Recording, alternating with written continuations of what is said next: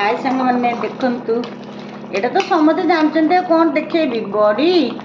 सजना छुई आलू बैगन टमाटो बड़ी झोल सोरस मसला देखंतु आज पूरा गरम गरम खिया हबो एठी देखंतु पूरा देसी चाउल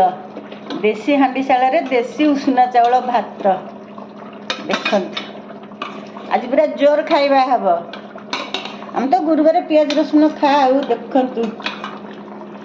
देसी हांडीशाल रे देसी भात आउ टिके नबा